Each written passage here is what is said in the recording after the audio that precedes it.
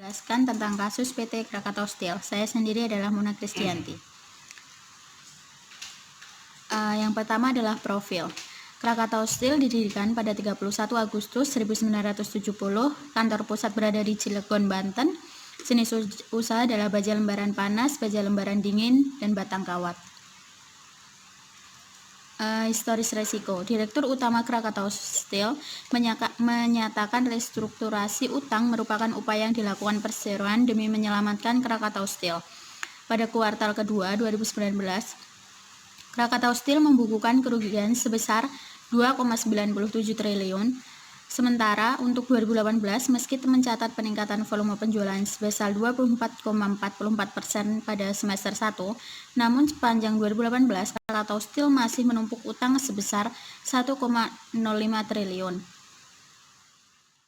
Kerugian di Krakatau Steel dipacu berbagai alasan.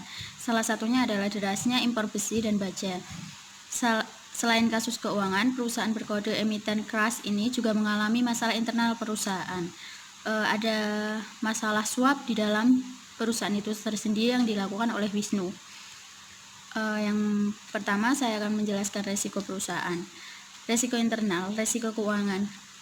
Resiko keuangan yang dialami oleh PT Krakatau Steel adalah krisis keuangan yang disebabkan oleh kinerja yang selalu negatif pada tahun 2016 sampai 2017, menyebabkan gagal bayar. Yang kedua adalah resiko keselamatan. Kecelakaan kerja yang dialami oleh 7 karyawan Krakatau Steel karena besi penyangga bin transfer roboh. Yang selanjutnya adalah resiko eksternal. Resiko eksternal pertama adalah resiko ekonomi. Banyak karyawan yang dirumahkan oleh perusahaan atau dengan kata lain adalah di PHK. Yang kedua adalah resiko pasar. Harga saham PT Krakatau Steel turun jadi 2,89 ke level 470%. Pengukuran resiko. Yang pertama adalah resiko keuangan, frekuensi 4, dampak 5, jumlah 20. Kenapa resiko keuangan tadi frekuensinya 4? Soalnya resiko keuangan sering terjadi 7-8 kali, maka berada di sering terjadi. Dan dampak 5, soalnya kerugian di dalam PT Krakatau Steel lebih dari 1 miliar. Yang kedua adalah resiko keselamatan. Resiko keselamatan adalah frekuensi 3, dampak 4, jumlahnya 12.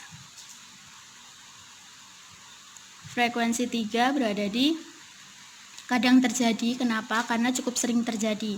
4-6 kali dalam setahun sering terjadi. Dampaknya 4 karena kerugian mencapai 500-1 miliar karena mengganti bin yang roboh. Selanjutnya adalah resiko eksternal. Resiko ekonomi 2, frekuensi 2, dampak 4. Kenapa? Frekuensi berada di 2 karena jarang terjadi, cuma sampai 2-3 kali. Dampaknya 4 karena kerugian lebih dari 500-1 miliar. Yang terakhir adalah resiko pasar, frekuensi 4, dampak 4, jumlahnya 16. Frekuensi 4 karena sering terjadi 7-8 kali dalam setahun. Karena ini Krakatau Steel ini kerugiannya tuh berlarut-larut dari 2012 sampai 2019. Dampaknya 4, kerugiannya lebih dari 500 miliar. Selanjutnya saya akan menjelaskan tentang pemetaan. Yang pertama adalah resiko keuangan. Resiko keuangan berjumlah 20 berada di posisi merah. Kenapa? Karena besaran risikonya dari 20 sampai 25 berada di level risiko sangat tinggi. Yang kedua adalah resiko keselamatan dan kesehatan berjumlah 12, masuk dalam zona kuning. Kenapa? Karena besaran risiko 12 sampai 15. Level risikonya sedang. Yang selanjutnya adalah resiko ekonomi berjumlah 8, masuk ke range hijau. Kenapa? Karena besaran risiko 6 sampai 11, level risikonya rendah. Selanjutnya adalah resiko pasar.